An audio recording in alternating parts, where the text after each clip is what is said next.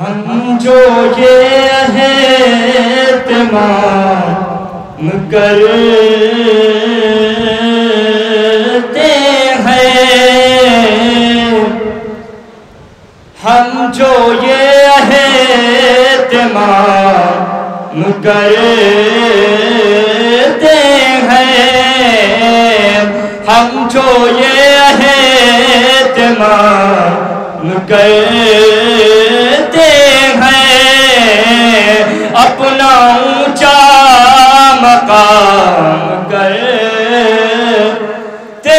ہیں، اپنا اونچا مقام کرتے ہیں،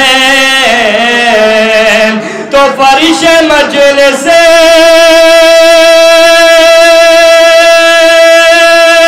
بچھانے والوں کو، فرش مجلس بچھانے والوں کو، عرش والے سلام کرتے ہیں، عرش والے سلام کرتے ہیں، ہم جو یہ اہتمام کرتے ہیں۔ درود پڑھیں محمد و آل محمد۔ آج بھی زینب کی آتی ہے صدا بھائی حسین، آج بھی زینب کی آتی ہے صدا بھائی حسین، تیرا چہرہ تیری آنکھیں بھول کب پائی حسین، آج بھی زینب کی آتی ہے صدا بھائی حسین، تو چلتے نا کے سے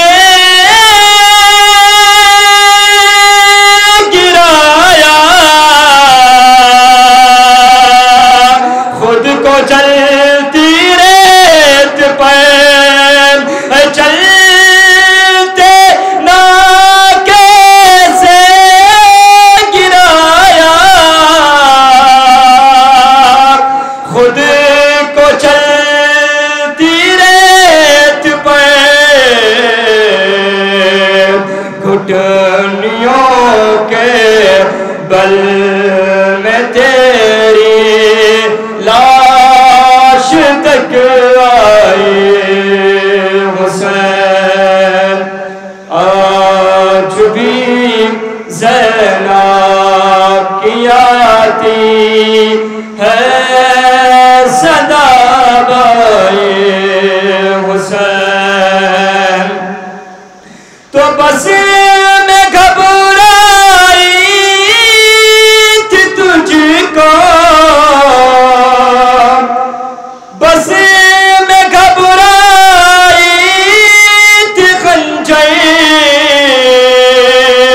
تجھ پہ چلتا دیکھ کر، پھر کسی مشکل میں گر کر میں نہ گھبرائی حسین، آج بھی زینب کی آتی ہے صدا بھائی حسین، تو کون تھا جو مری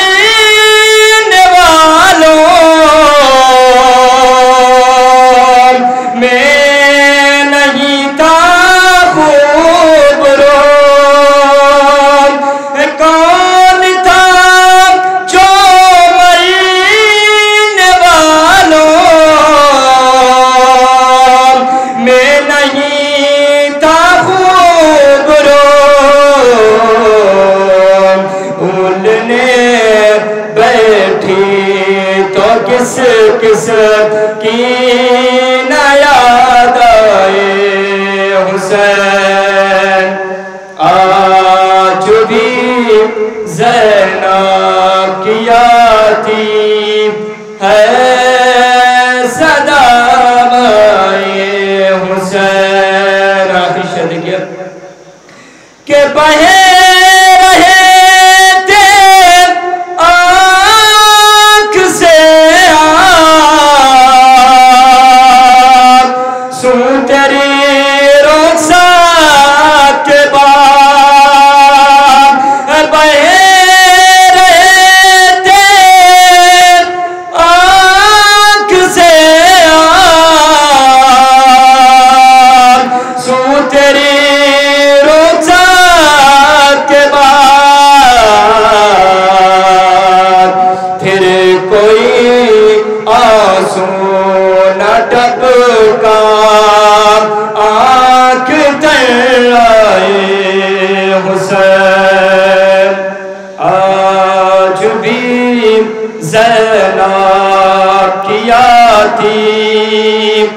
ہے صدا بھائی حسین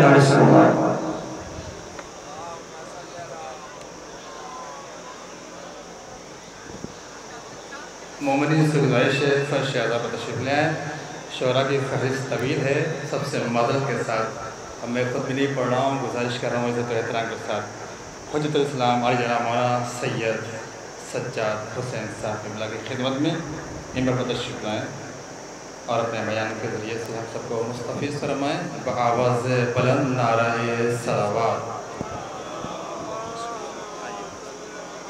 رحم اللہ من قرأ الفاتحہ بسم اللہ محمد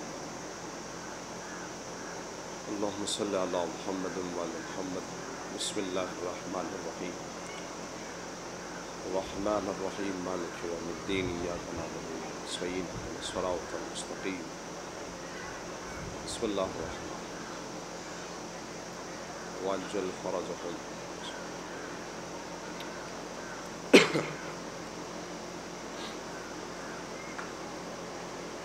لا حول ولا قوة الا باللہ السمیع العلیم اعوذ باللہ من الشیطان اللعین الرجیم بسم اللہ الرحمن الرحیم الحمد للہ رب العالمین والعاقبۃ للمتقین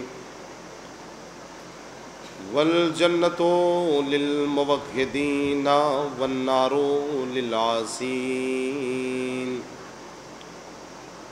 ثم الصلاۃ والسلام وتحیۃ والاکرام علی الرسول المسدد والمصطفى الامجد ابی القاسم المصطفى محمد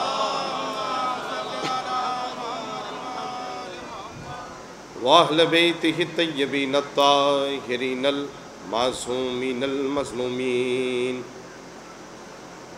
ولعنۃ الدائمۃ الباقیۃ علی اعدائہم وقتلتہم ومنکری فضائلہم اجمعین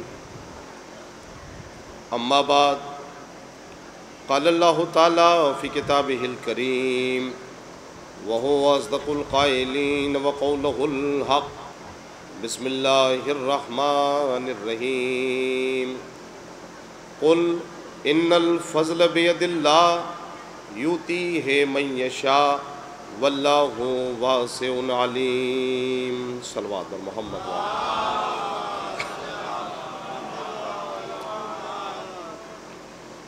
حضرت گرامی قدر محترم سامعین کرام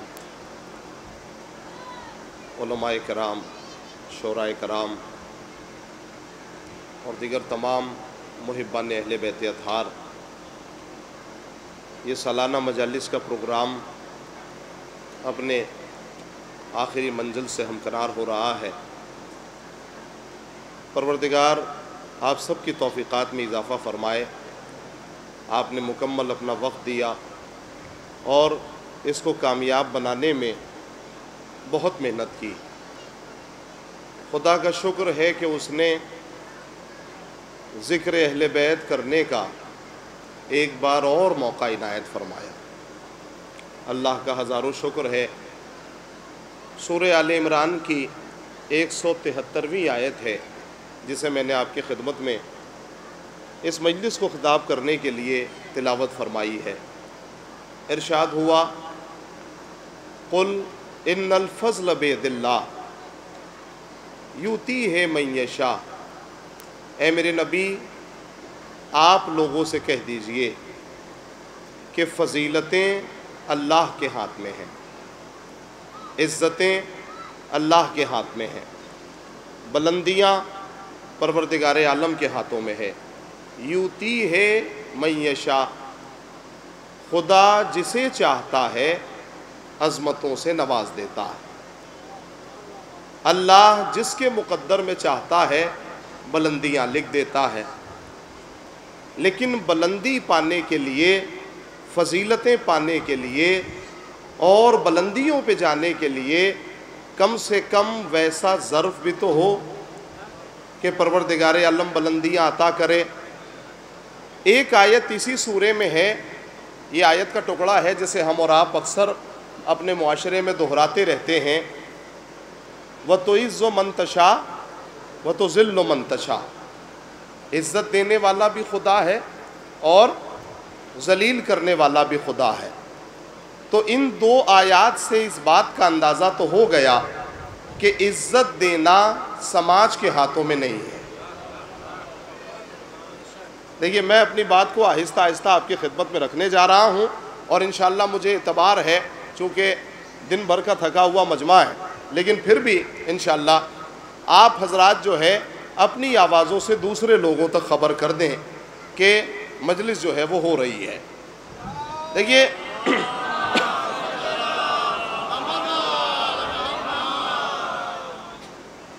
اے نبی، آپ ساری کائنات سے کہہ دیجئے کہ فضیلتیں اللہ کے ہاتھ میں ہے، عزت اللہ کے ہاتھ میں ہے، بلندیاں پروردگار عالم کے ہاتھوں میں ہے۔ اللہ جسے چاہتا ہے بلندیوں سے نواز دیتا ہے۔ اب ایک جملے سے مجلس کی بنیاد رکھنے جا رہا ہوں، انشاءاللہ شاید آپ کو پسند آ جائے۔ اگر خدا کسی کو عزت دینا چاہے تو پوری کائنات بھی مل کے اسے ذلیل کرنا چاہے تو نہیں کر سکتی۔ دیکھیے، میں مجلس کی بنیاد رکھنے جا رہا ہوں اسی جملے سے۔ اگر خدا کسی کو، پھر سے جملہ سنیں، اس جملے کا لطف لیجئے گا، اگر خدا کسی کو عزت دینا چاہے تو میں کسی معاشرے کی کسی ایک آدمی کی بات نہیں کر رہا ہوں، 2 4 10 لوگوں کی بات نہیں کر رہا ہوں، میں پوری دنیا کی بات کر رہا ہوں۔ اگر اللہ کسی کو عزت دینا چاہے اور پوری کائنات بھی مل کے اسے ذلیل کرنا چاہے تو نہیں کر سکتی، اور اگر خدا ہی کسی کو ذلیل کرنا چاہے، توجہ ہے آپ حضرات کی، اللہ ہی کسی کو ذلیل کرنا چاہے تو پوری کائنات بھی مل کے اگر اسے عزت دینا چاہے، وہ عزت دار نہیں ہو سکتا، چونکہ عزت بھی خدا کے ہاتھوں میں ہے اور ذلت بھی اللہ کے ہاتھوں میں ہے۔ آپ تاریخ کے صفحات کو پلٹیں، آپ کو خود بخود اندازہ ہوتا جائے گا۔ اللہ نے محمد کو عزت سے نوازا۔ محمد کل بھی عزت والے تھے، آج بھی عزت والے ہیں۔ جملہ سن رہے ہیں؟ محمد کل بھی عزت والے تھے، آج بھی عزت والے ہیں۔ ابو جہل کو اتنا ذلیل کر دیا کہ وہ کل بھی ذلیل تھا۔ دیکھیے، میں بہت زیادہ مجلس جو ہے، چونکہ واقعاً بہت زیادہ دامن وقت میں گنجائش نہیں ہے، اس کے بعد ایک مجلس اور ہونی ہے جو ہے وہ مغربین سے پہلے، لہٰذا میں مجلس کی بنیاد رکھ رہا ہوں۔ حضور، عزت بھی اللہ کے ہاتھ میں ہے اور ذلت بھی اللہ کے ہاتھ میں ہے، چونکہ عزاداری عنوان ہے، اور اس عنوان کو ذہن میں رکھیے گا، میری باتوں کو سنیے گا۔ عزت بھی اللہ کے ہاتھوں میں ہے اور ذلت بھی اللہ کے ہاتھوں میں ہے۔ اللہ جسے چاہتا ہے عزت دیتا ہے۔ اللہ نے محمد کو عزت سے نوازا۔ محمد کل بھی عزت والے تھے، آج بھی عزت والے ہیں۔ ابو جہل کو اتنا ذلیل کر دیا کہ وہ کل بھی ذلیل تھا اور آج بھی ذلیل ہے۔ اللہ نے علی کو عزت سے نوازا۔ علی کل بھی عزت والے تھے، آج بھی عزت والے ہیں. میں وضاحت نہیں کروں گا. دشمنان نے علی کو اتنا ذلیل کر دیا کہ آج شجرہ بتانے کی ضرورت نہیں ہے, بس نام لے لو مولا کا چہرہ اتر جاتا ہے. توجہ ہے آپ میں غور فرما رہے ایک مارے سلام غور فرما رہے. تو اللہ نے علی کو عزت سے نوازا. میرے عزیزوں, اللہ نے حسن کو عزت سے نوازا. مولا حسن کل بھی عزت والے تھے اور آج بھی عزت والے ہیں. سلسلے کو آگے بڑھائیے. اللہ نے حسین کو عزت سے نوازا. حسین کل بھی عزت والے تھے, آج بھی عزت والے ہیں. یزید کو اتنا ذلیل کر دیا کہ وہ کل بھی ذلیل تھا اور آج بھی ذلیل ہے, اور اتنا ذلیل ہے کہ آج کسی بھی محلے میں کوئی اپنے بچے کا نام رکھنا پسند نہیں کرتا.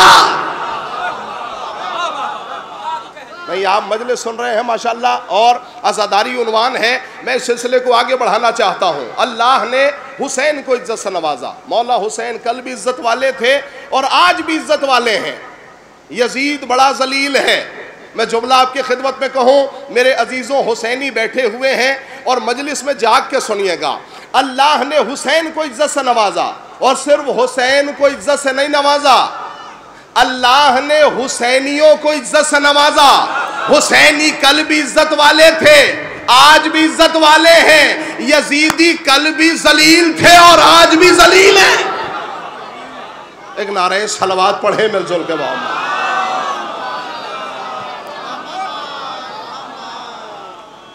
میں نے کہا کہ عزت اللہ کے ہاتھوں میں ہے, بلندیاں پروردگار عالم کے ہاتھوں میں ہے. اللہ جسے چاہتا ہے عزت سے نواز دیتا, اللہ جس کے مقدر میں چاہتا ہے بلندیاں لکھ دیتا ہے.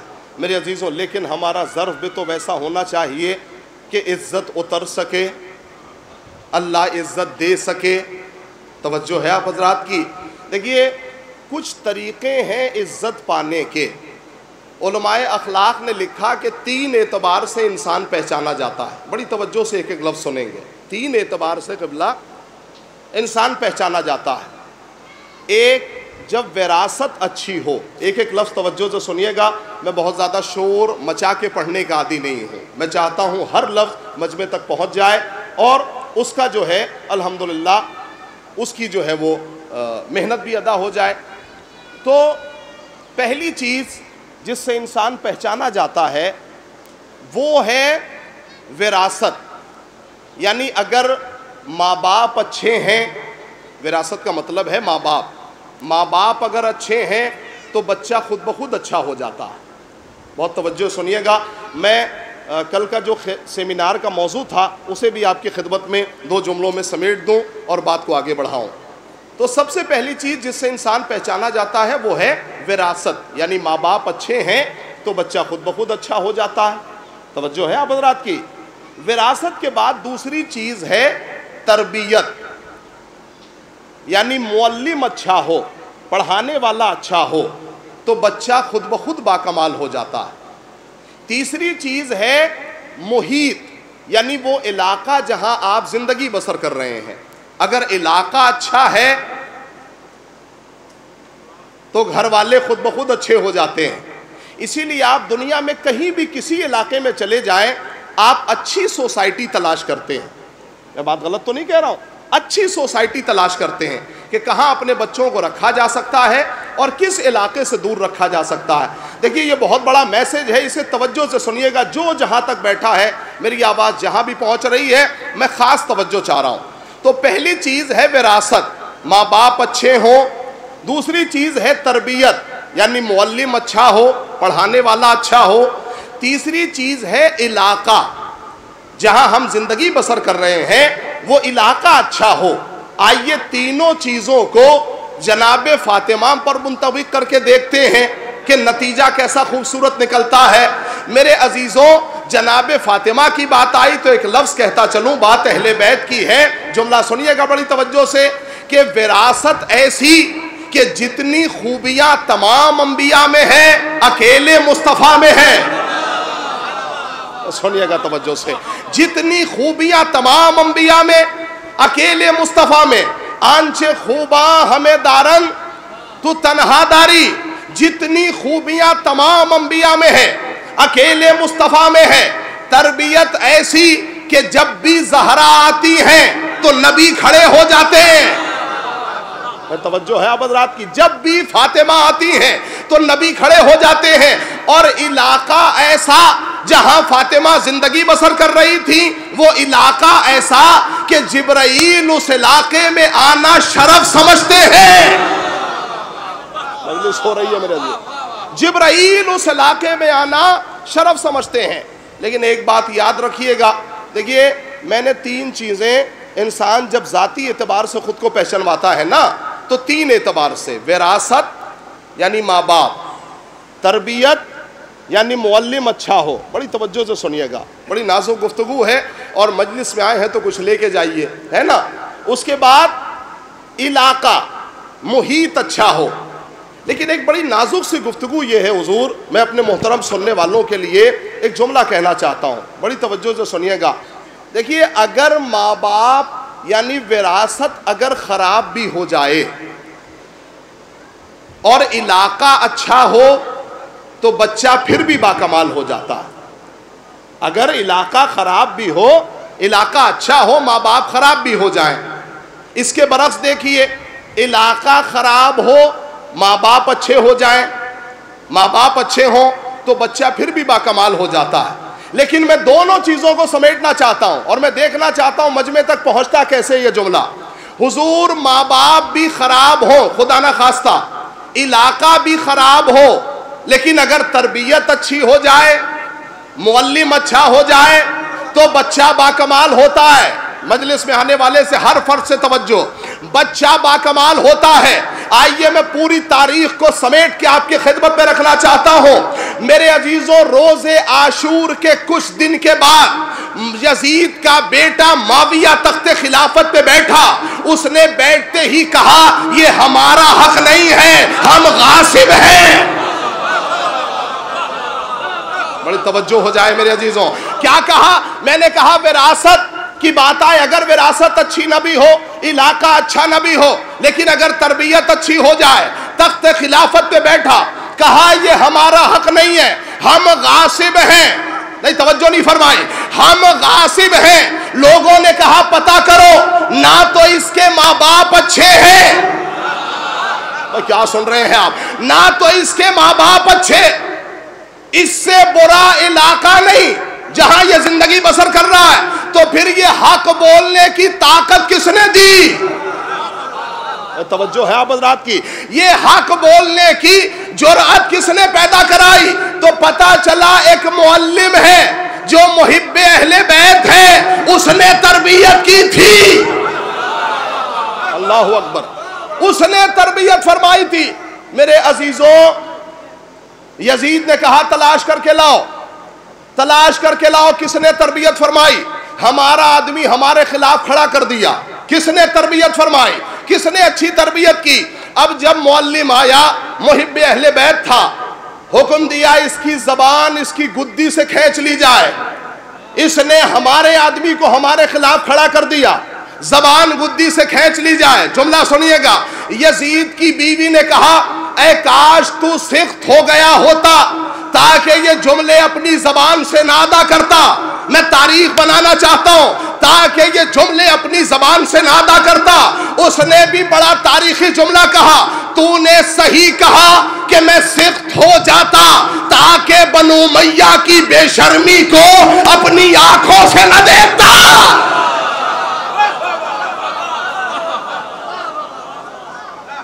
توجہ ہے, تاکہ بنو امیہ کی بے شرمی کو اپنی آنکھوں سے نہ دیکھتا. آپ نے ملاحظہ فرمایا یہ تاریخی جملہ تھا. میرے عزیزوں, انسان جب ذاتی اعتبار سے خود کو پہچانواتا ہے تو 3 طریقے سے پہچانواتا ہے. بڑی توجہ سے سنیے گا میرے عزیزوں. لیکن قرآن نے کہا کہ جب خاندان پہچانوائے جاتے ہیں تو 4 اعتبار سے پہچانے جاتے ہیں. کون کون سے؟ پہلا وہ خاندان جہاں سب کے سب طیب و طاہر ہوں. بڑی توجہ رہے. پہلا وہ خاندان جہاں سب کے سب طیب و طاہر. دوسرا وہ خاندان جہاں سب کے سب نجس. پہلا خاندان کون سا ہے؟ کہا پہلے مولائے کائنات جناب فاطمہ اور ان کے لولو و مرجان، سب کے سب طیب و طاہر۔ دوسرا وہ خاندان جہاں سب کے سب نجس، یہ کون ہے؟ ابو لہب، اس کی زوجہ اور اس کے بچے، سب کے سب نجس۔ تیسرا وہ قبیلہ، وہ خاندان کہ جہاں عورت طیب و طاہر، شوہر نجس، یہ کون ہے؟ جناب آسیہ، عورت طیب و طاہر، شوہر نجس۔ چوتھا وہ خاندان جہاں شوہر طیب و طاہر، عورت نجس، یہ کون ہے؟ جناب نوح، جزاک اللہ، جناب نوح اور ان کی زوجہ۔ اب میں پورے مجمع سے پوچھنا چاہتا ہوں، ان چاروں خاندان کا ذکر آپ نے سن لیا، ان چاروں خاندان میں کس خاندان کی تمنا کریں گے؟ سماعت کر رہے ہیں؟ کیا وہ خاندان جہاں سب کے سب طیب و طاہر ہوں، یا وہ خاندان جہاں سب کے سب نجس ہوں؟ بھائی یہ بات اگر کسی گھر کی ہوتی تو میں نہ پڑھتا، یہ بات مسجد کی تھی۔ سرکار ختمی مرتبت نے جس کا مزاج جس سے مل رہا تھا، اس کا ہاتھ اس کے ہاتھ میں رکھا تھا۔ نہیں سنیے گا، جس کا مزاج جس کی طبیعت جس سے مل رہی تھی، اس کا ہاتھ اس کے ہاتھ میں رکھا تھا۔ نہیں جملہ کہہ دوں، طیب کا ہاتھ طیب کے ہاتھ میں، خبیث کا ہاتھ خبیث کے ہاتھ میں۔ ایک ایک جملے میں پوری تاریخ ہے جو میں آپ کو سنا رہا ہوں۔ طیب کا ہاتھ طیب کے ہاتھ میں، خبیث کا ہاتھ خبیث کے ہاتھ میں، سب کا ہاتھ سب کے ہاتھ میں دے دیا۔ لیکن نبی نے اپنا ہاتھ بچا لیا، اپنا ہاتھ کسی کے ہاتھ میں نہیں دیا۔ میں کہوں گا یا نبی اللہ، سب کا ہاتھ سب کے ہاتھ میں دے دیا، اپنا ہاتھ کس کے ہاتھ میں دیجئے گا؟ کہا میں مزاج سے مزاج ملا رہا ہوں، طبیعت سے طبیعت ملا رہا ہوں، میں اپنا ہاتھ اس کے ہاتھ میں دوں گا جس کی طہارت کا یہ عالم ہوگا کہ ولادت کو اللہ نے اپنا گھر دیا ہوگا۔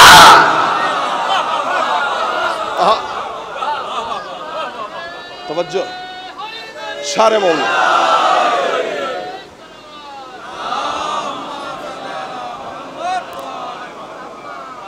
اور فرمارے میں اپنا ہاتھ اس کے ہاتھ میں دوں گا جس کی طہارت کا یہ عالم ہوگا۔ آپ نے ملاحظہ فرمایا تو فضیلتیں پروردگار عالم یوں ہی نہیں دیتا، فضیلتوں کے لیے ویسا ظرف ہونا چاہیے، فضیلتوں کے لیے ویسا میدان اور ویسی زمین ہمکنار ہونی چاہیے۔ آج پروردگار عالم نے جو چیزیں فضیلت کے لیے ہم کو دی ہیں، آج بہت بڑے بڑے سوالات اسی زمین پہ ہم سے ہوتے ہیں، اور وہ چیز جو فضیلت کے لیے اللہ نے ہمیں دے رکھی ہے، جیسے عزاداری سے بڑی دولت میں نہیں سمجھتا ہوں کہ آج ہمارے پاس ہوگی۔ عزاداری سے بڑی نہ تو دولت ہے اور نہ ہی عزاداری سے بڑی طاقت ہے۔ عزاداری سے بڑی نہ ہی تو دولت ہے اور نہ ہی عزاداری سے بڑی طاقت ہے۔ میں کیسے اس جملے کو سمجھاؤں؟ انبیاء، اوصیاء، ائمہ، جن کا مقصد آج تک یہی رہا کہ وہ وحدانیت کے چراغ کو جلانا چاہتے تھے، اور وحدانیت کے چراغ کے ساتھ ساتھ جملہ سنیے گا، وہ چاہتے تھے کہ معاشرے کو وحدانیت کے میدان میں لا کے کھڑا کیا جائے، یعنی لوگوں کے اندر توحید کا جذبہ پیدا کرایا جائے۔ بڑی توجہ سے سنیے گا میرے عزیزوں، آج لیکن سب سے بڑا اعتراض یہ ہوتا ہے کہ یہ جو مجلسی مجمع ہے، یعنی سب سے زیادہ ہماری عزاداری پہ انگلی اٹھائی جاتی ہے، اور یہ کہا جاتا ہے یہ جو مجلسی مجمع ہے نا، یہ جو اہل بیت والے جمع ہیں، ان لوگوں کا عقیدہ توحید اچھا نہیں ہے۔ ان لوگوں کا، دیکھیے بہت بڑا مجمع ہے لہٰذا یہ پیغام بھی اسی منبر سے جانا چاہیے، ان لوگوں کا یہ جو مجلسی مجمع ہے، مجلس میں لوگ آ کے بیٹھتے ہیں، ان لوگوں کا عقیدہ توحید اچھا نہیں ہے۔ میں نے پوچھا کیوں نہیں اچھا ہے؟ کہا اس لیے کہ یہ لوگ اہل بیت کو حد سے زیادہ بڑھا دیتے ہیں، لہٰذا ان کا عقیدہ توحید اچھا نہیں ہے۔ میں ایک چیلنج آج اس مجلس میں اس منبر سے آپ کی خدمت میں کرنے جا رہا ہوں کہ پوری دنیا میں، جملہ یاد رکھیے گا، پوری دنیا میں اگر کسی کا عقیدہ توحید اچھا ہے تو مجلس میں بیٹھنے والوں کا، دیکھیے جتنا میں نوجوانوں تک پہنچانے میں کامیاب ہو جاؤں انشاءاللہ بزرگ جو ہے بزرگ مجھے دعاؤں سے نوازیں گے. پوری دنیا میں اگر کسی کا عقیدہ توحید اچھا ہے تو مجلس میں بیٹھنے والوں کا. حضور آپ نے اتنا بڑا پکشپات کر لیا اپنے لوگوں کا, مجلس میں بیٹھنے والوں کا اتنا بڑا پکشپات کہ ان سے بہتر عقیدہ توحید کسی کا نہیں. سنیے گا, میں نے کہا ہاں ان سے بہتر عقیدہ توحید کسی کا نہیں ہے. معلوم ہے کیوں؟ تم نے اپنے سجدوں سے اللہ کو پہچانا, لہذا عقیدہ توحید میں کمی آ گئی. دیکھیے جملہ بہت بڑا ہے, اگر میں یہ جملہ پہنچانے میں کامیاب ہو گیا تو میں سمجھوں گا میں نے بنیاد رکھ دی ہے. حضور تم نے اپنے سجدوں سے اللہ کو پہچانا, لہذا عقیدہ توحید میں کمی آ گئی. میں دلیل دوں آپ کی خدمت میں, کیا 6000 سال کے سجدوں نے ابلیس کو پہچانوایا؟ کیا 6000 سال کے سجدوں نے, اتنی طویل عبادتوں نے ابلیس کو پہچانوایا؟ تم نے اپنے سجدوں سے اللہ کو پہچانا, لہذا عقیدہ توحید میں کمی آ گئی. ہم نے علی کے سجدوں سے اللہ کو پہچانا ہے. اللہ اکبر. ہم نے علی کے سجدوں سے اللہ کو پہچانا, لہذا عقیدہ توحید ہمارا بڑا مضبوط ہے. علی کے سجدوں سے اللہ کو پہچانا, اس سے بہتر عقیدہ توحید کیا ہوگا؟ اور جلدی سے اپنی بات کو آگے بڑھاؤں, اور صرف عقیدہ توحید ہی پہ انگلی نہیں اٹھتی ہے, عقیدہ رسالت پر بھی بہت بڑی انگلی اٹھتی ہے. یہ پیغام یہاں سے جانا چاہیے, لہٰذا میں جملہ آپ کی خدمت میں پڑھ رہا ہوں. عقیدہ رسالت پہ بہت بڑی انگلی اٹھتی ہے. کہا یہ جو مجلسی مجمع ہے, یہ جو مجلس میں آ کے بیٹھے ہیں, یہ رسول اللہ کے بارے میں زیادہ نہیں جانتے. کیوں؟ کہا یہ اہل بیت کو حد سے زیادہ بڑھا دیتے ہیں, اہل بیت کی تعریف حد سے زیادہ کر دیتے ہیں, لہذا رسول خدا کے بارے میں زیادہ نہیں جانتے. عقیدہ رسالت ان کا بڑا کمزور ہے.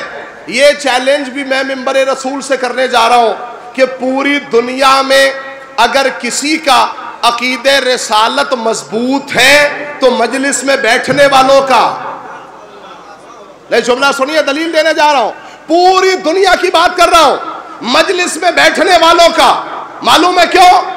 ہم جب آپ کی طرف گئے, آپ کے میلاد میں گئے, تو ہم نے کیا سنا؟ نبی پڑھے لکھے نہیں تھے. توجہ ہے میں کیا کہہ رہا ہوں؟ نبی, میں ہر مسلمان سے توجہ چاہ رہا ہوں, اپنا عقیدہ رسالت مضبوط کرے, عقیدہ رسالت اچھا کریں. کیا سنا ہم نے؟ نبی پڑھے لکھے نہیں تھے, جبرائیل امین نازل ہوئے, سینے کو چاک کیا, علم بھرا, پھر سینے کو برابر کر دیا. تو یہ ہے آپ کا عقیدہ رسالت. آپ ہماری مجلسوں میں آؤ, یہاں معیار اتنا اونچا ہے کہ نبی اس علم لدنی کے مالک کا نام ہے کہ اگر اس کے منہ کا جھوٹا کسی کے منہ میں پڑ جائے تو وہ 70 زبان کا مالک ہو جائے.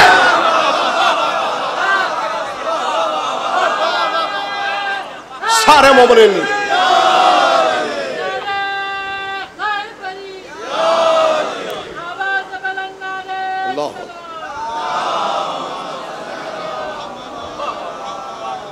توجہ ہے. لہٰذا آپ سے بہتر, میں آپ کی تعریف نہیں کر رہا ہوں, میں حقیقت بیان کر رہا ہوں, آپ سے بہتر عقیدہ توحید کسی کا نہیں, آپ سے بہتر عقیدہ رسالت کسی کا نہیں ہے.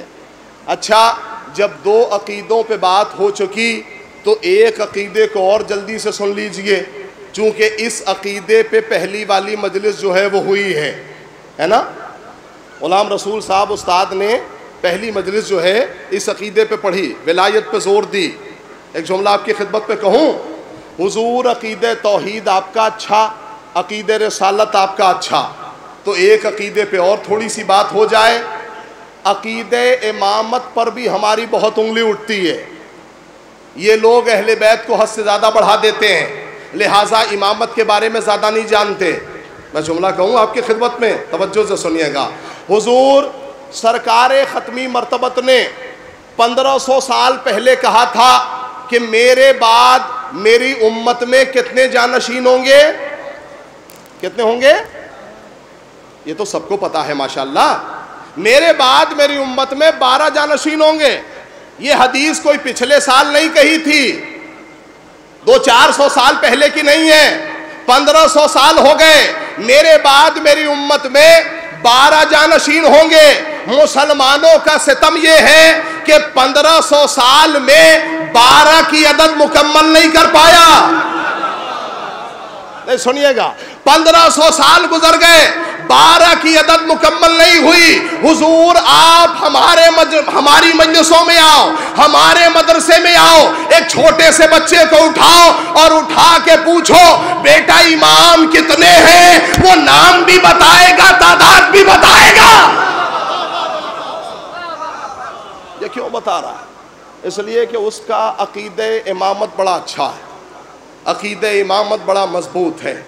لہٰذا حضور مضبوط مجلس ہے، مضبوط سننے والوں کے حوالے کر رہا ہوں، اور مجھے ٹائم سے پہلے ختم بھی کر دینی ہے مجلس کو۔ عقیدہ توحید کی بات ہو چکی، عقیدہ رسالت کی بات ہو چکی، عقیدہ امامت کی بات ہو چکی۔ ایک عقیدہ اور ہے جسے جلدی سے سن لیجئے، اس پہ سب سے زیادہ مشکل میں پڑ جاتے ہیں ہم، لیکن گھبرا کے سنیے گا مت، اس لیے کہ اس عقیدے کا نام ہے عقیدہ شفاعت۔ کیا ہے؟ شفاعت۔ یہ مسئلہ یہاں مجلس میں حل کر لیجئے، چونکہ آج ہم پر قرآنی حملہ کیا جاتا ہے اور یہ کہا جاتا ہے کہ عقیدہ شفاعت جو ہے ان لوگوں کا اچھا نہیں ہے۔ میں نے کہا کیوں اچھا نہیں ہے؟ کہا قرآن کی آیت پڑھیں۔ پروردگار عالم نے سورہ مریم میں ارشاد فرمایا لا یملکون الشفاعہ، اللہ کے علاوہ کوئی شفاعت نہیں کر سکتا، سورہ مریم میں ہے۔ اچھا کمال کی بات ہے، جب بات قرآنی ہو اور حملہ قرآنی ہو تو جواب بھی قرآن سے ہی دینا چاہیے، گھبرانے کی ضرورت نہیں ہے۔ اعتراض یہ ہوا لا یملکون الشفاعہ، میں نے کہا اتنے بڑے مسئلے شفاعت کو حل کر رہے ہو تو پھر یہ آیت آدھی کیوں پڑھ رہے ہو؟ بھائی سورہ مریم خدا کا شکر ہے حافظ آپ کے یہاں زیادہ ہیں لیکن محافظ ہمارے یہاں زیادہ ہیں۔ توجہ ہے آپ حضرات کی؟ کیا کہا؟ اتنا بڑا مسئلہ شفاعت، لا یملکون الشفاعہ، اور سورہ مریم ہے، جا کے دیکھیے گا اسے۔ غلام عسکری صاحب وغیرہ کہتے تھے کہ جب بھی مجلس پڑھیں تو تھوڑا سا ہوم ورک چھوڑ دیا کریں، تھوڑا سا ہوم ورک ہے، یہ نوجوانوں کے لیے کہہ رہا ہوں۔ کیا کہا؟ لا یملکون الشفاعہ، اللہ کے علاوہ کوئی شفاعت نہیں کر سکتا۔ میں نے کہا بھائی قرآن سے سامنے والا دلیل دے رہا ہے تو جواب بھی قرآن ہی سے ہونا چاہیے۔ میں نے کہا حضور آیت تو پوری پڑھ دیں، اتنا بڑا مسئلہ شفاعت سمجھانے کے لیے نکلے ہیں، آیت پوری۔ میں نے کہا آپ پڑھیں گے یا میں پڑھوں؟ بسم اللہ الرحمن الرحیم، لا یملکون الشفاعہ الا من اتخذ عند الرحمن عہدا، یہ آیت ہے مکمل۔ اللہ نے کہا شفاعت میں ضرور کروں گا، لیکن شفاعت وہ بھی کر سکتے ہیں جسے میں اجازت دے دوں۔ یہ مجلس سننے والی بات ہے حضور، توجہ سے سنیے گا۔ کیا؟ شفاعت وہ بھی کر سکتے ہیں جسے میں اجازت دے دوں، لیکن معاملہ یہاں آ کے پھنسے گا کہ بھائی قرآن میں 6666 آیتیں ہیں، کیسے تلاش کیا جائے کہ اللہ نے کسے جو ہے وہ شفاعت کا اختیار دیا ہے، کس کے نصیب میں شفاعت رکھی ہے، کون شفاعت کر سکتا ہے؟ اتنے بڑے قرآن میں تلاش کہاں کریں؟ قرآن عربی میں نازل ہوا، اور آج ہماری سب سے بڑی مشکل یہ ہے کہ ہماری زبان ہے اردو، تو ہم کیسے ڈھونڈیں؟ نہیں، میں معذرت کے ساتھ کہنا چاہتا ہوں اب تو زبان اردو بھی نہیں رہی، چونکہ مرثیہ ہندی میں پڑھنے لگے۔ اچھا یہ بڑے کمال کی بات ہے قبلہ کہ زبان اردو نہیں ہے لیکن اعتراض سیستانی صاحب پہ ہے۔ مجلس ہو رہی ہے میرے عزیزوں، زبان اردو نہیں ہے لیکن اعتراض خامنائی صاحب پہ ہے۔ ہم جس علاقے سے قریب ہیں نا، وہاں کا ایک بہت بڑا کام یہ ہے بہتی گنگا میں ہاتھ دھو لینا۔ جسے کچھ نہیں بولنا آتا، جیسے ہی خلاف مرجعیت کوئی بات آئی وہ فوراً بولنے لگتے ہیں۔ میرے عزیزوں ایک صاحب نے مجھ سے سوال کیا، کہا مولانا ہم تو 40-50 سال کی عمر میں مر جاتے ہیں، لیکن ہم نے دیکھا کہ جو ماشاءاللہ ہمارے مراجع کرام ہیں بھائی آیت اللہ وحید خراسانی کی عمر 95 سال، 100 سال سے اوپر. آیت اللہ سیستانی کی عمر 90 سال، 95 سال. تو ہم تو 40-45 سال میں مرے جا رہے ہیں. وہ اتنے بزرگ ہونے کے بعد بھی صحیح و سالم ہیں. ہم سمجھ نہیں پا رہے ہیں. میں نے کہا سنو، جب نیت اچھی ہو تو عمر بڑھتی ہے. دیکھیے جسے جتنا سمجھ میں آئے میرا ساتھ دے گا. نیت اچھی ہو تو عمر بڑھتی ہے، نیت خراب ہو تو عمر گھٹتی ہے. نہیں، میں جو جملہ آپ کی خدمت میں نے پڑھا ہے نا، میں جملے کی تھوڑی سی وضاحت کر دوں. جب نیت اچھی ہو تو عمر بڑھتی ہے. اچھا یہ بھی بڑے کمال کی بات ہے کہ وہ 100 سال کی عمر میں جو بھی مسئلہ کہہ رہے ہیں وہ صحیح کہہ رہے ہیں. نہیں میرے بھائی، میں نے بڑے حوصلے سے اس موضوع کو چھیڑا ہے. وہ 95 سال کی عمر میں، اچھا ایسا نہیں ہے کہ سیستانی صاحب کے مقلد صرف یہیں پہ رہتے ہیں. سیستانی صاحب کے مقلد تنہا ہندوستان میں نہیں ہے، پاکستان میں، دبئی میں، امریکہ میں، لندن میں، آسٹریلیا میں. میرے عزیزوں کمال ہے کہ وہ 100 سال کی عمر میں مرجع وقت ہے. 100 سال کی عمر میں مرجع وقت ہے. بھائی اعتبار ہمارے اوپر بھی ہے کہ ہم نے 100 سال میں کبھی سیستانی صاحب کو نہیں کہا کہ وہ مسئلہ صحیح نہیں کہہ پا رہے ہیں. میرے عزیزوں بڑے کمال کی بات ہے، نبی کے کیسے چاہنے والے تھے کہ ہذیان کا الزام لگا دیا.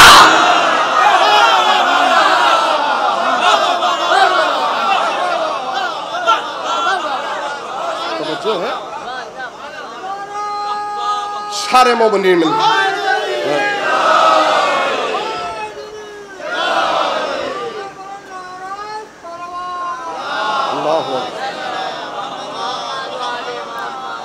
بڑا عجیب سا مسئلہ ہے، سوچنے والی بات ہے.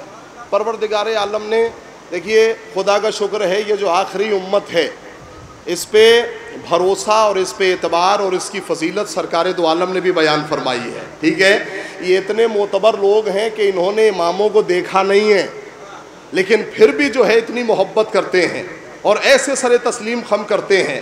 لہٰذا مسئلہ شفاعت کی بات ہے. میں جلدی سے اپنی بات تمام کروں. حضور شفاعت کا مسئلہ کہنے لگے کہ آدھی آیت میں پورا مسئلہ شفاعت حل کرنا چاہتے ہیں. اس آیت میں ایک لفظ ہے، اسی لفظ کے اوپر تھوڑی سی گفتگو ہے اور 2-4 آیتیں ہیں اور خدمت آپ کی مکمل ہے. اس آیت میں ایک لفظ ہے لا یملکون الشفاعہ الا من اتخذ عند الرحمن عہدا. ایک لفظ ہے لفظ من، الا من اتخذ. اللہ نے کہا شفاعت میں ضرور کروں گا، لیکن شفاعت وہ بھی کر سکتے ہیں جسے میں اجازت دے دوں. تو اب تلاش کیسے کیا جائے؟ قرآن میں 6666 آیتیں ہیں، اب کیسے ڈھونڈیں؟ دیکھیے ڈھونڈنے کا ایک ہی طریقہ ہے کہ صرف لفظ من کو ڈھونڈتے چلے جائیں. خود بخود آپ پہنچتے چلے جائیں گے کہ اللہ نے شفاعت کا اختیار کسے دے رکھا ہے نا. آئیے بسم اللہ الرحمن الرحیم. پروردگار میں تیری مدد کے بغیر نہیں پہنچ سکتا، چونکہ تیری ہی مدد شامل حال ہوگی تب میں اس مسئلے کو حل کر پاؤں گا. چونکہ مسئلہ شفاعت ہے حضور، یہ بھی بڑے کمال کی بات ہے، کچھ لوگوں نے آدھی آیت پڑھ کے نماز پڑھنا چھوڑ دیا. میں جملے کو اگر سمجھا پایا تو میں سمجھتا ہوں میں جو ہے وہ بڑا کارآمد ہوں اس موقع کے اوپر. کچھ لوگوں نے آدھی آیت پڑھ کے نماز پڑھنا چھوڑ دیا. کہا قرآن ہی میں تو لکھا ہے. کیا لکھا ہے بھائی؟ کہا قرآن میں لکھا ہے لا تقربوا الصلاۃ، نماز کے قریب مت جاؤ، نماز نہ پڑھو. بھائی ایک سے ایک لوگ ہمارے ہندوستان میں رہتے ہیں، بہانے بھی بہت سے ہیں، ہے نا. خدا کا شکر ہے ابھی یہ ہوا یو پی بہار میں نہیں آئی، ابھی یہ ہوا تھوڑی دور ہی دور ہے، اور اچھا ہے کہ دور ہی دور چلتی رہے، ادھر نہ آئے. ورنہ میرے عزیزوں ایک سے ایک جملے ہیں. ہمارے امام اور رہنما نے اتنی نمازیں پڑھ لی کہ ہمیں پڑھنے کی ضرورت ہی نہیں ہے. ایسے ایسے مسائل ہیں. بس ایک جملہ جلدی سے سن لیجئے. کچھ لوگوں نے آدھی آیت پڑھ کے نماز پڑھنا چھوڑ دیا. کہا قرآن میں لکھا ہے لا تقربوا الصلاۃ، نماز کے قریب مت جاؤ. میں نے کہا اتنا بڑا مسئلہ حل کر رہے ہو، آیت تو پوری پڑھو. لا تقربوا الصلاۃ وانتم سکارا، نماز مت پڑھو جب نشے کی حالت میں رہو. آپ نے نماز پڑھنا چھوڑ دیا. نماز نہ پڑھو جب نشے کی حالت میں رہو. ایک دن شجاع صاحب آ کے شکایت کرنے لگے، مولانا فلاں صاحب ہے جو مسجد میں نہیں آ رہے ہیں، فلاں صاحب ہے جو نماز نہیں پڑھ رہے ہیں. میں نے کہا بھائی فکر نہ کرو، اللہ نے پہلے ہی فیصلہ کر دیا، نماز سے وہی دور ہے جو اب تک نشے کی حالت میں ہے. پڑھ دی میں نے مجلس صاحب کی خدمت میں. یہ کیا ہے مسئلہ؟ حضور نماز نہ پڑھو جب نشے کی حالت میں رہو. تو آدھی آیت پڑھ کے لوگ پورا اسلام سمجھا رہے ہیں. حسنین بھائی پورا اسلام سمجھا رہے ہیں. آدھی آیت میں آدھا اسلام نہیں سمجھا پائیں گے. آپ پورا اسلام کیسے سمجھا رہے ہیں؟ آدھی آیت پڑھی. سنیے، مسئلہ شفاعت کو حل کرنا ہے. اللہ نے کہا میں شفاعت کروں گا، لیکن وہ بھی شفاعت کر سکتا ہے جسے میں اجازت دے دوں. اب آئیے جلدی سے تلاش کیا جائے حضور، وہ ہے کون؟ لفظ من. یوں تو بہت ساری آیتیں ہیں، میں ساری آیتوں کو چھوڑ کر دو بڑی اہم آیتیں آپ کی خدمت میں تلاوت کروں تاکہ یہ مسئلہ حل ہو جائے. بسم اللہ الرحمن الرحیم. کل من علیہا فان ویبقى وجہ ربک ذو الجلال والاکرام. قیامت میں سب فنا ہو جائیں گے، سب مٹ جائیں گے سوائے اس من کے جو اللہ کا چہرہ ہے. مسئلہ شفاعت ہے، اتنا بڑا مسئلہ ہے میرے عزیزوں، اسے حل ہونا چاہیے. اے پروردگار یہ آیت بھی تو عربی میں ہے، ہماری سمجھ میں نہیں آ رہا کہ یہ آیت جو ہے اس کا مطلب کیا ہے، اس سے مراد کیا ہے. اللہ نے کہا میں پھر مدد کر رہا ہوں. وَمِنَ النَّاسِ مَن يَشْرِي نَفْسَهُ ابْتِغَاءَ مَرْضَاتِ اللَّهِ. اللہ کے بعض من وہ ہیں جو اپنے نفس کو بیچ کر مرضی خدا کے خریدار بن جاتے ہیں. کیا اس میں بھی سمجھانے کی ضرورت ہے؟ میں نوجوانوں گزارش کر رہا ہوں آپ سے، اس میں تو سمجھانے کی ضرورت نہیں ہے. اللہ کے بعض من وہ ہیں، جی چاہتا ہے اپنے خدا سے عرض کروں اے پروردگار ابھی بھی ہماری سمجھ میں نہیں آیا، چونکہ قرآن عربی میں نازل ہوا، ہم لوگوں کی زبان اردو ہے، ہم نہیں سمجھ پائے. نہیں جی چاہتا ہے عرض کروں پروردگار عالم ہمیں سننے اور سمجھنے کی عادت نہیں ہے، ہم لوگ دیکھنے کے عادی ہیں.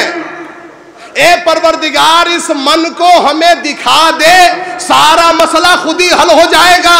اللہ نے کہا میں تمہیں نہیں دکھاؤں گا، میں عام مسلمانوں کو نہیں دکھاؤں گا، میں 1.25 لاکھ حاجیوں کے مجمع میں جب سارے حاجی اکٹھا ہو جائیں گے تب میں نبی کو حکم دوں گا، نبی اب سمجھاؤ مت، اب دونوں ہاتھوں پہ اٹھاؤ اور لفظ من کو دکھاؤ. نبی نے علی کو اٹھایا، من کن تو مولا.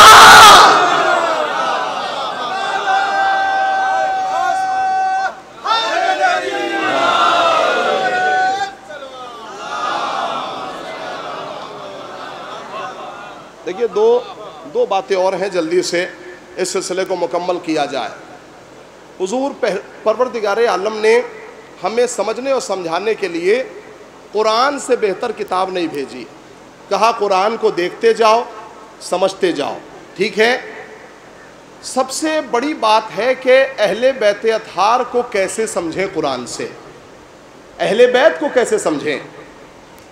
دیکھیے قرآن نے کچھ اصول دیا کہ کیسے اہل بیت کو سمجھنا ہے. قرآن سے کیسے سمجھا جائے؟ ارشاد ہوا وَجَعَلْنَاكُمْ أُمَّةً وَسَطًا. ہم نے اہل بیت کو امت وسط قرار دیا. کیا دیا؟ امت وسط قرار دیا. امت وسط کا مطلب ہے درمیانی امت. یعنی ہم جب اہل بیت کو قرآن سے سمجھنا چاہیں تو اتنا سمجھ سکتے ہیں. ہم نے اہل بیت کو امت وسط قرار دیا. وسط کا مطلب ہے درمیانی. جو میری طرف دیکھے گا وہی جملے کو سمجھ پائے گا. درمیانی. ایک بچہ ہمارے یہاں جب خدا کو پکارتا ہے تو کیسے پکارتا ہے؟ دیکھا ہے آپ نے؟ کبھی آپ نے دیکھا کہ کوئی سر جھکا کے اللہ کو پکار رہا ہو کہ پروردگار یہ میرا کام کر دے؟ جب بھی کوئی اللہ کو پکارتا ہے تو سر کو اٹھا کے پکارتا ہے، ہاتھوں کو بلند کر کے پکارتا ہے۔ میں نے کہا ایک بچہ ہے پھر بھی اللہ کو سر اٹھا کے پکار رہا ہے؟ کہا ہاں، ہمارے ٹوٹے پھوٹے ذہن میں بھی اللہ بہت اونچا ہے۔ الحمدللہ یہ فلسفہ ہے جو میں آپ کی خدمت میں تھوڑا سمجھانے کی کوشش کر رہا ہوں، ٹھیک ہے؟ تو اللہ بہت اونچا ہے۔ قرآن نے کہا ہم نے اہل بیت کو امت وسط قرار دیا، یعنی درمیانی امت۔ مجلس تمام ہونے کے لئے پہ ہے درمیانی امت۔ تو اب آئیے میری طرف دیکھیے، وہی جملے کو سمجھ پائے گا نوجوانوں، بڑی توجہ۔ ہم نے اقرار کیا نا کہ اللہ بہت اونچا ہے، تو اب اللہ بہت اونچا ہے نا، ابھی آپ نے اقرار کیا۔ اللہ، آل محمد، درمیانی امت ہے نا اہل بیت اطہار، آل محمد اور بندے۔ دیکھیے تھوڑا سا فلسفہ ہے، 1 منٹ لگے گا لیکن لطف آ جائے گا۔ اللہ، آل محمد اور بندے۔ اللہ ہے واجب الوجود، اس کی شان کے خلاف ہے کہ وہ اپنے دین کو سمجھانے کے لیے وہاں سے یہاں آئے۔ دیکھیے اہل بیت کو سمجھ کے اٹھیے گا، اللہ ہے واجب الوجود، وہ وہاں سے یہاں نہیں آ سکتا، اور بندوں کو کہا جاتا ہے مجبور، یعنی ممکن الوجود، تو وہ وہاں سے یہاں نہیں آ سکتا، یہ یہاں سے وہاں نہیں جا سکتے۔ تو درمیان میں کوئی تو ایسا ہو جو سمجھے ان کے اعتبار سے، سمجھائے اس کے اعتبار سے۔ پڑھ دی میں نے مجلس صاحب کی خدمت میں۔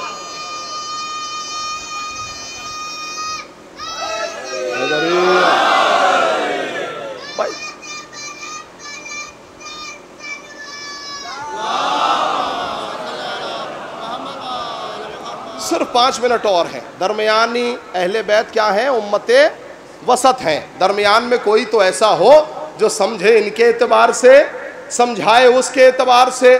اب سارا معاملہ سمجھ میں آیا ہماری۔ یہ جب یہاں سے یہاں آئے تو مولویوں نے کہا ہم جیسے ہیں۔ اللہ اکبر، کیسے سمجھایا جائے اہل بیت کو؟ کیا لوگوں نے کہا ہم جیسے ہیں، اور اہل بیت جب یہاں سے وہاں پہنچے تو قدرت کا دھوکہ، جملہ سنیے، قدرت کا دھوکہ میرے عزیزوں۔ اسی لیے قرآن نے دونوں رخ دیے۔ اہل بیت کو پہچاننا ہے تو اس اعتبار سے پہچانو۔ ایک آیت اور 5 منٹ گفتگو تمام، بڑی توجہ سے سنیے گا۔ کیا ہے معاملہ؟ دیکھیے آج ہم دوسروں سے تو کہتے پھرتے ہیں کہ دنیا اہل بیت کو نہیں پہچانتی، لیکن کیا ہم نے اہل بیت کو پہچان لیا؟ کیا ہم نے اہل بیت کی معرفت حاصل کر لی؟ ہم اہل بیت کو کیسے پہچانیں؟ تو قرآن نے کہا کہ سنو، ہم نے اہل بیت کو اول الامر قرار دیا۔ بس ایک جملہ اور مجلس تمام۔ ہم نے اہل بیت کو اول الامر قرار دیا۔ اول الامر کسے کہتے ہیں؟ اسے 1 منٹ میں سمجھیے۔ اول الامر کسے کہا جاتا ہے؟ دیکھیے میں ساری باتوں کو چھوڑ کر بس ایک جملے میں لے کے تھوڑی سی گفتگو کروں گا اور بات مکمل کر دوں گا۔ سمجھنا آپ کا کام ہے، پڑھنا میرا کام ہے۔ حضور اول الامر بنایا۔ اول الامر کیا ہے؟ جیسے موت اللہ کے امر میں سے ایک امر ہے، اب جس کا اختیار موت پہ ہوگا وہ اول الامر ہو جائے گا۔ اگر جس کا اختیار ہے وہ اول الامر ہو جائے گا۔ اب کیسے سمجھایا جائے؟ مولائے کائنات جناب قمبر کے ساتھ ساتھ چل رہے تھے، اتنے میں ایک قبرستان سے گزر ہو رہا تھا۔ جناب قمبر نے ایک ٹوٹی ہوئی قبر کو دیکھا اور دیکھ کے پوچھا، یا علی کیا اس ٹوٹی ہوئی قبر سے بھی روز قیامت کوئی اٹھے گا؟ اس لیے کہ ہم نے سنا ہے ایک ایک قبر سے کئی لوگ اٹھیں گے، تو یہ ٹوٹی ہوئی قبر ہے، اس سے کون اٹھے گا؟ جملہ سنیے گا، اس سے کون اٹھے گا؟ مولا کائنات نے کہا قمبر کیا اعتبار نہیں ہے؟ کہا مولا اعتبار تو ہے، تھوڑا سا اطمینان دلا دیجئے، تھوڑا سا اطمینان دلا دیجئے۔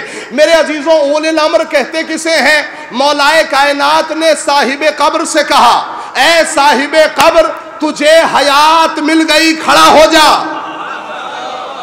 اولے الامر کہتے کسے ہیں؟ حیات مل گئی کھڑا ہو جا. میرے عزیزوں وہ کھڑا ہوا, کھڑا ہوتے ہی دامن جھاڑتا ہوا سب سے پہلے علی کو سلام کیا. علی نے جواب سلام دیا. میں نوجوانوں کو سمجھا ہی نہیں پایا بھائی, جب تک مردہ تھا سلام نہیں کیا تھا, جیسے ہی زندہ ہوا سب سے پہلے سلام کیا. اب سمجھ میں آیا مردوں کی علامت سلام کرنا نہیں ہے. مردے سلام نہیں کرتے کسی کو. جیسے ہی مردہ تھا سلام نہیں کیا تھا, جیسے ہی زندہ ہوا سب سے پہلے علی کو سلام کیا. علی نے جواب سلام دیا. بس 1 منٹ اور. علی نے جواب سلام دیا. پھر جناب قمبر آگے بڑھ گئے. آگے بڑھنے کے بعد اب بڑا قیامت کا جملہ ہے.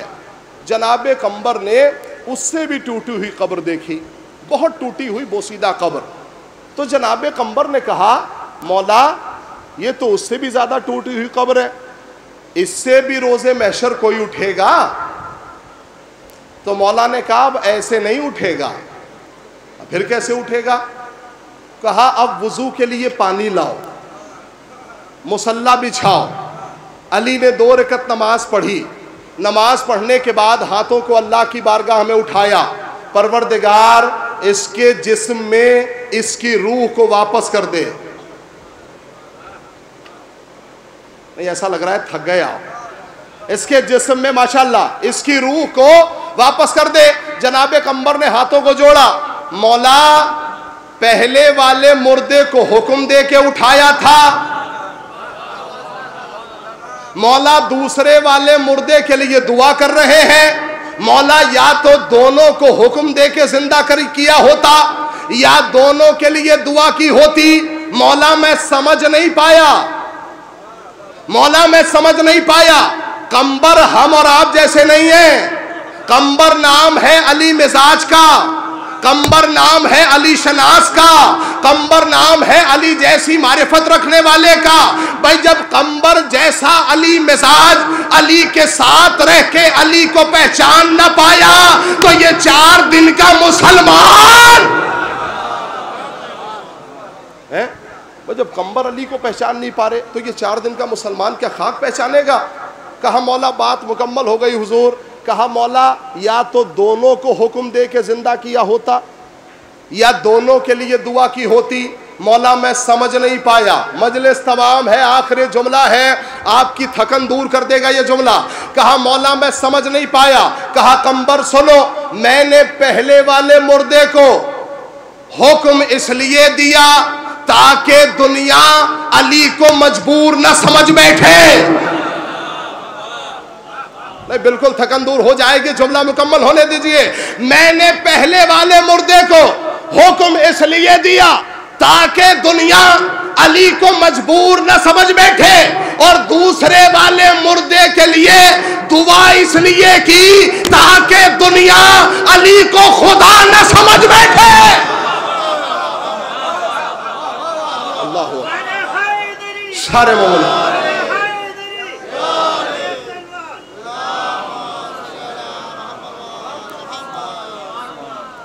بس دلیل مجلس مکمل. کیا علی کو خدا نہ سمجھ بیٹھے؟ حضور کیوں ٹی وی کے اوپر بڑا زبردست جو ہے وہ پروگرام ہو رہا تھا اور جناب ڈاکٹر طاہر القادری صاحب بیٹھے ہوئے تھے. اتنے میں کسی نے, چونکہ لائیو پروگرام چلتا ہے نا, اتنے میں کسی نے پوچھا کہ ڈاکٹر طاہر القادری صاحب ایک سوال ہے بتائیے. کہا کیا سوال ہے؟ کہا یہ بتائیے کہ علی افضل ہے یا امیر شام افضل ہے؟ کون افضل ہے؟ یہ علی خدا نہیں ہے. ایک جملے میں 2 لوگوں کی اصلاح کی ہے مولا نے, ہے نا. اچھا بات اگر گھر کی ہوتی تو دب جاتی, بات ٹی وی کی تھی, کیسے دبتی؟ کہا کہ بتائیے کون افضل ہے؟ کہا سنیے, آواز پہنچ رہی ہے آپ تک؟ کون افضل ہے؟ ڈاکٹر طاہر القادری نے کہا کہ علی افضل ہے. کہا یہ بھی بتا دیجئے کہ کیسے افضل ہیں, ہم تو اب تک کسی اور کو افضل سمجھ رہے تھے. علی کیسے افضل ہیں؟ میں آہستہ سے کہہ کے دیکھتا ہوں. 1 گھنٹہ مجلس پڑھنے کے بعد اب یہ ساری طاقت ایک طرف, میں بہت آہستہ سے پڑھوں گا. میں دیکھنا چاہتا ہوں نوجوان سنتے کیسے ہیں. حضور علی افضل ہے یا امیر شام؟ تو تو کہا کہ علی افضل ہیں. کیسے؟ کہا اگر امیر شام سجدہ نہ کرتا تو کافر کہلاتا. تمام ہے مجلس، آخری جملہ ہے. کہا اگر امیر شام سجدہ نہ کرتا تو کافر کہلاتا، اور علی سجدہ نہ کرتے تو خدا کہلاتے.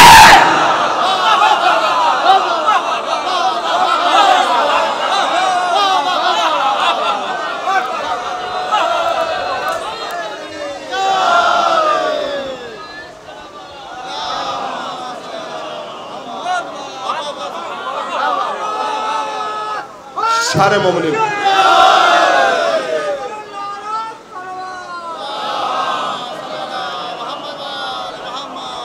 دیکھیے، جتنا الحمدللہ نوجوانوں کا کام تھا سارا بزرگوں نے کر ڈالا، سارا بزرگوں نے کر دیا. پروردگار انہیں سلامت رکھے، انہیں حوصلہ دے. الحمدللہ کبھی کبھی مجلس سننی بھی چاہیے، اور آپ نے سن کے حق ادا کر دیا، مجلس مکمل ہو گئی. حضور مجلس میں آؤ، مجلس میں آؤ تو سب سے پہلے اللہ کا شکر ادا کرو. مجلس میں آؤ تو سب سے پہلے شکر خدا ادا کرو. کیوں؟ اس لیے کہ اللہ نے اتنی زندگی دی کہ مجلس میں شریک ہو گیا ہے نا، اتنی زندگی دی. آیت اللہ بہجت سے پوچھا گیا کہ اگر کوئی مجلس میں گیا اور آنے کے بعد کیا کہے، تو کہا کہ جب بھی مجلس سے آؤ یا مجلس میں جاؤ، اور اگر کوئی پوچھے کہ کہاں گئے تھے تو کبھی مت کہنا کہ مجلس میں گیا تھا. کہا پھر کیا کہیں؟ تو کہنا کہ جنت میں گیا تھا. یہ الحمدللہ اتنے پوسٹرز جو لگے ہوئے ہیں نا، کچھ تو پیغام پہنچنا چاہیے. کہا کبھی مت کہنا کہ مجلس میں گیا تھا، کیا کہیں؟ جنت میں گیا تھا. بھئی مجلس کا مقابلہ امام باڑے سے ہوتا، مجلس کا مقابلہ ثواب سے ہوتا، مجلس کا مقابلہ مسجد سے ہوتا، مجلس کا مقابلہ جنت سے. بات سمجھ میں نہیں آئی؟ مجلس کا مقابلہ جنت سے کیوں ہو گیا؟ آیت اللہ بہجت آپ نے اتنا بڑا جملہ کہہ دیا کہ جب بھی کوئی پوچھے کہ کہاں گئے تھے تو کہنا جنت میں گیا تھا، جنت سے آ رہا ہوں. کہا تمہاری سمجھ میں نہیں آئے گا، جتنی جنت بانٹنے والے ہیں وہ سب یہی بیٹھے ہیں.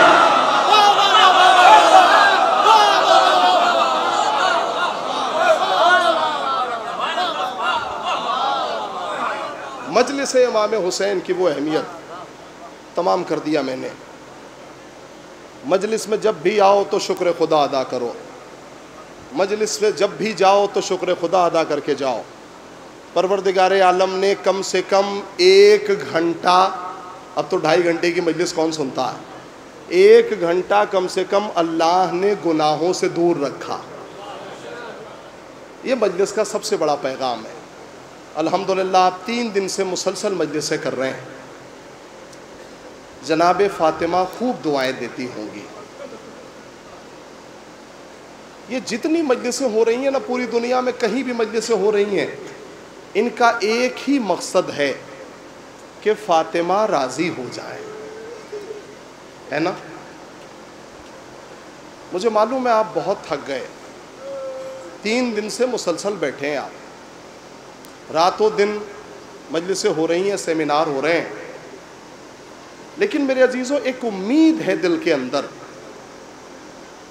کہ ہمارے آنسو بیکار نہیں جا رہے ہیں، رومال جناب فاطمہ میں جا رہے ہیں.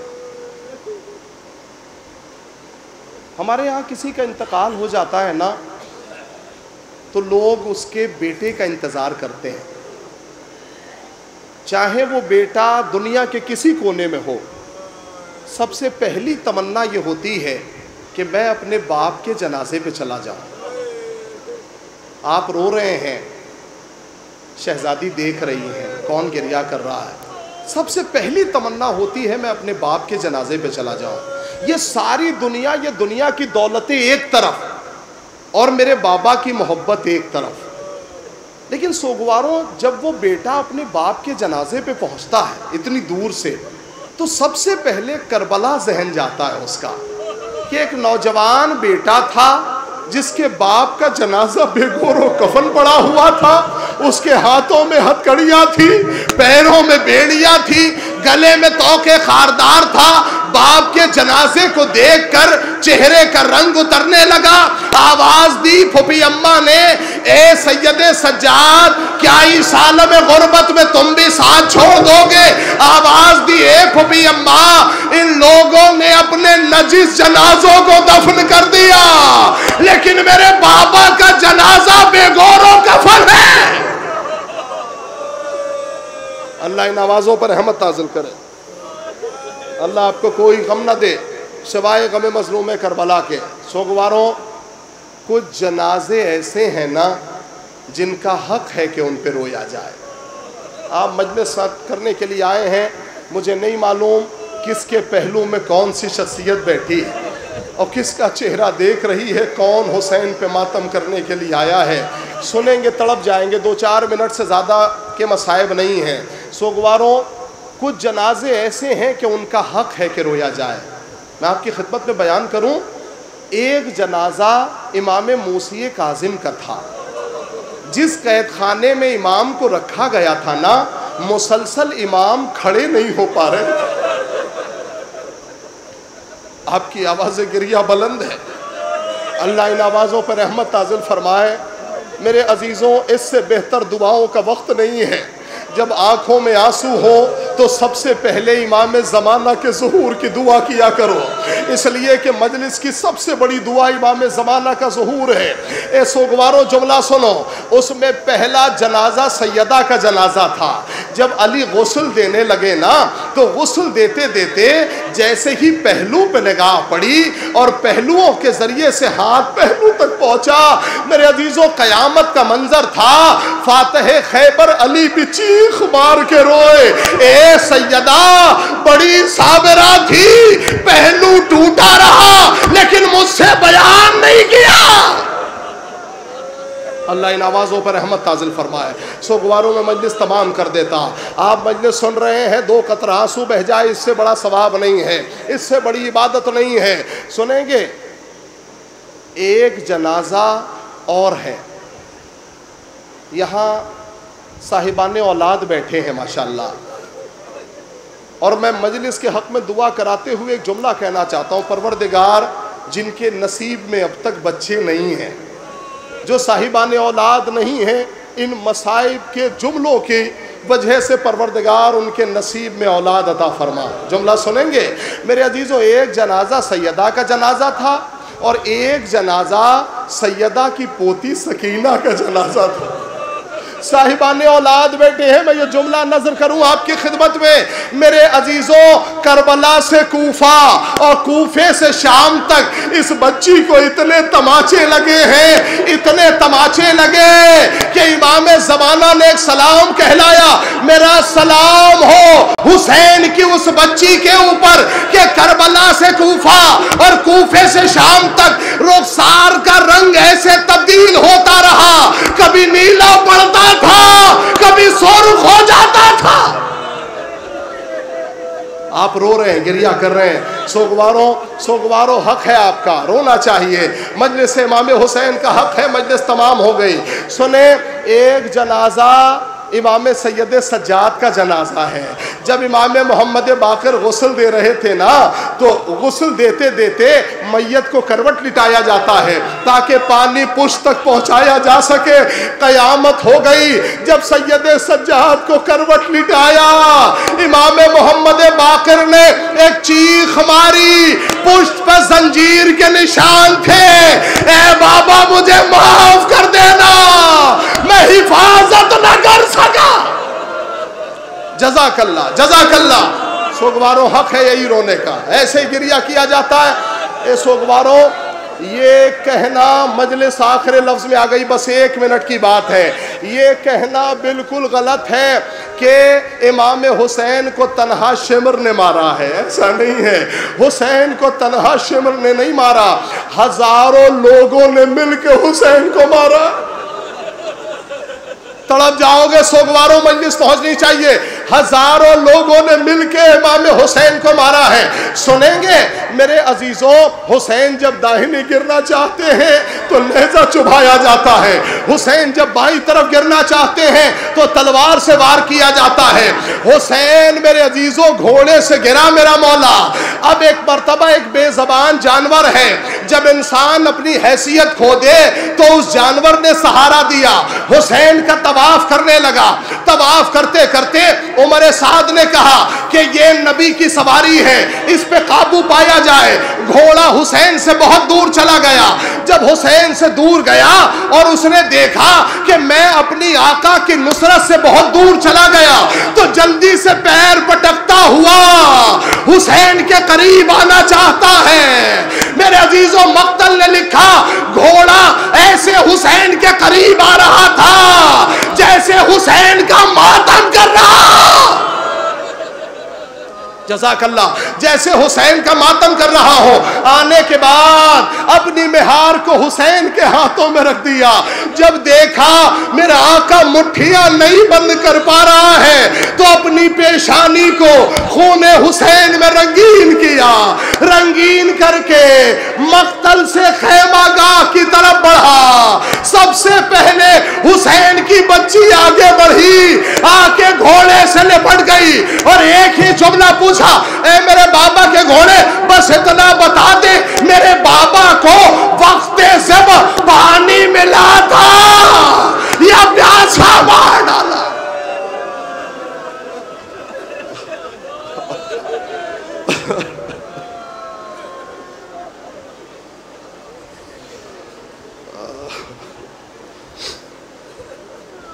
انا للہ و انا الیہ راجعون رضن بقضائہ و تسلیما لامرہ.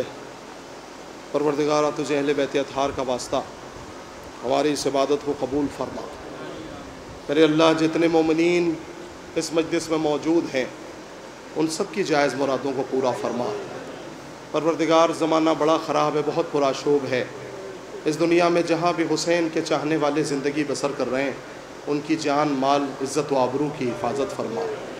اے پروردگار, دعاؤں میں سب سے بڑی دعا یہ ہے پروردگار, جن لوگوں نے مجلس کا اہتمام کیا یا جو جس اعتبار سے بھی مجلس میں شریک ہیں ان سب کی توفیقات میں اضافہ فرما. اے پروردگار, تجھے واسطہ ہے جناب علی اصغر کا, اگر اس مجلس میں ایسے لوگ موجود ہیں جن کے پاس ابھی بچے نہیں ہیں, اولاد کی دولت سے مالا مال نہ ہو سکے, پروردگار تجھے واسطہ ہے جناب علی اصغر کا, انہیں اولاد کی دولت سے مالا مال فرما. میرے اللہ, اس زندگی کی سب سے بڑی دعا یہ ہے کہ جو کربلا نہیں جا سکے, جو شام نہیں جا سکے, وہ اطباط عالیہ کی زیارت کے لیے جائیں. جو ایک بار جا چکے وہ بار بار جائیں. پروردگار ہمیں اتنی توفیق عنایت فرما. اور سب سے بڑی آج کی دعا یہ ہے کہ امام زمانہ کے ظہور میں تعجیل فرما. وآخر دعوانا الحمدللہ رب العالمین.